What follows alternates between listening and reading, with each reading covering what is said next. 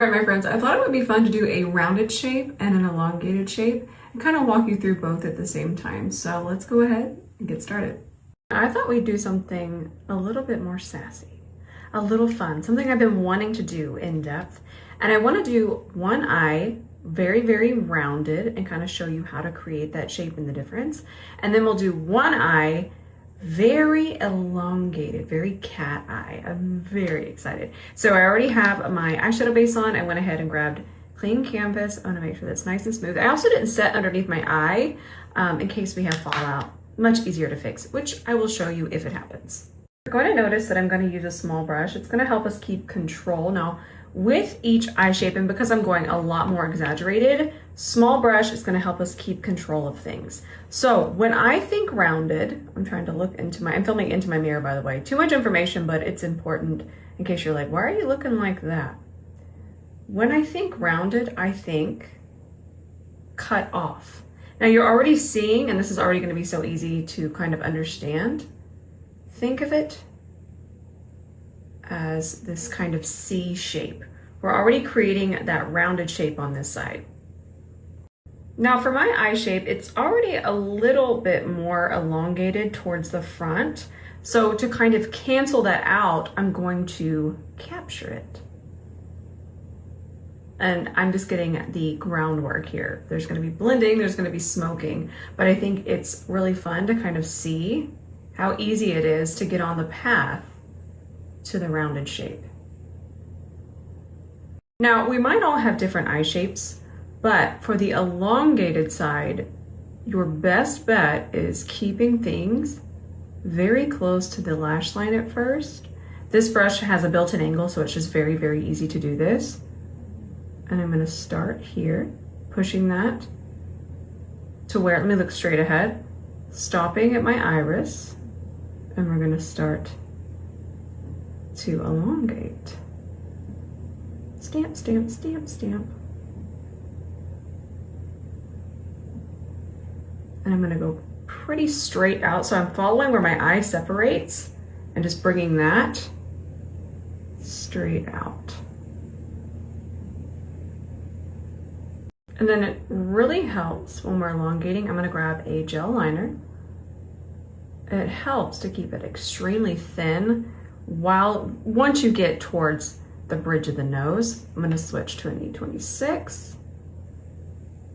And remember, we're still going to do a lot of blending, but I thought it was fun to just slap it on and start to see all of this come together. And I'm going to walk you through it and then connect. Now we're going to start to connect the rounded side. Still using that same shadow and the E27. But it's going to be about continuing to shape that rounded shadow. I love makeup. And do you see how I'm taking the rounded side out of my socket? This being my socket. If I just kept it in here, it's going to be completely hidden. So to really round out that eye, it's important that I take it up pretty high. That way the roundness is visible through that depth. Let's grab this shade and then we're going to work on this side a little bit more. Whenever I'm wanting to really elongate, I would like to, and we'll come back with gel liner too, but I want to keep what's close to my eye and here extremely, extremely dark. So I'm not going to touch that part as much now. And I'm just going to start to transition it with a lighter shade. I'm not going to take it too far up. And what I mean by up is up this way, but just that little extra transition is going to continue to reshape the eye and really bring it out this way. But I'm not going to take it over this way. Let me look straight ahead so you can see. Now, same thing with the rounded side. I'm just going to follow that shape that we created. Let's tap that. We will use a lighter shade to transition and really smooth everything, but this dimension is what really enhances the shape on both sides, actually. So just tap, tap, tap.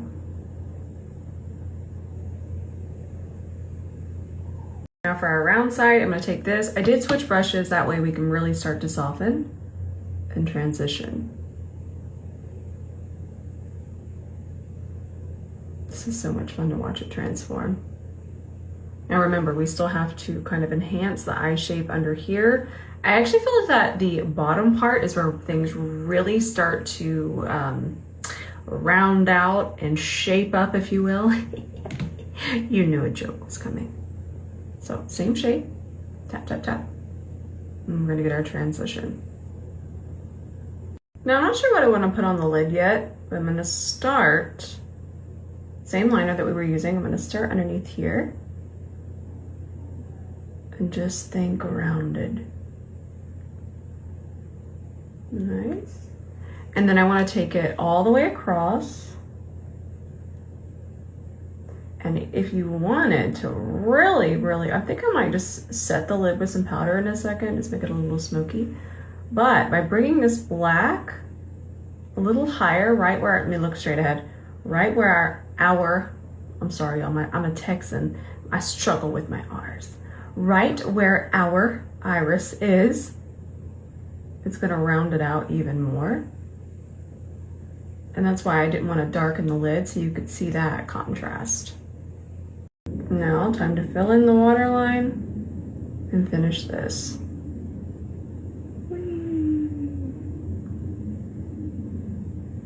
I have a little bit of fallout. I have some micellar water here, and because I don't have powder on, this is just so easy to kind of move this around.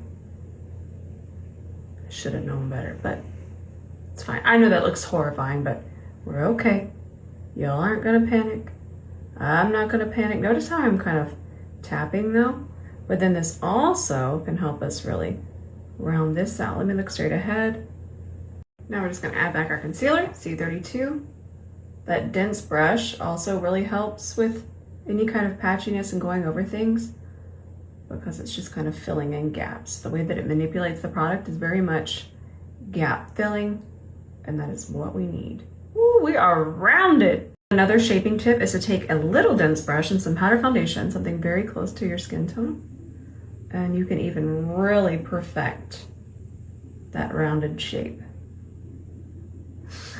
I literally, a smile just comes across my face. I just find makeup, still to this day, I don't even know how long I've been doing it now, forever at this point. And I get so excited. It truly excites me and puts a smile on my face. The elongated side is usually my favorite. And what we're gonna do, instead of taking that liner all the way across to kind of continue this lift, I take my liner, I find where my eye separates, I wiggle it back and forth, and then I just come down at an angle. And look at how cool that is already. It just kind of very easily adds to that shape.